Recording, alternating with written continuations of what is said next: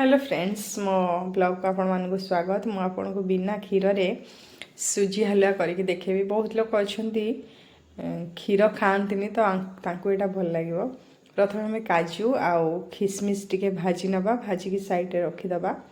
से जो तेल आपन कड़े रे बलिबो ता देहरे आपन सुजी भाजी नेबे, टिके डीप फ्राए करदेबे।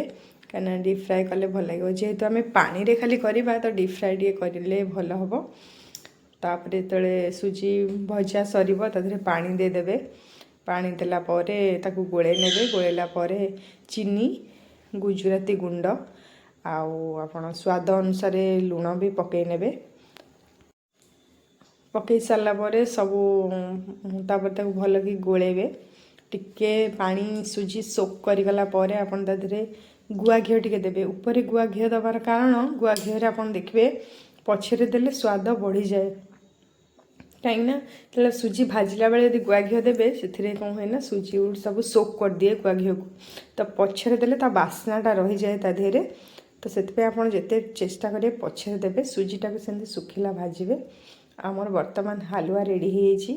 आपण घरे करेंगे, खाइबे, खाइकी देखिए।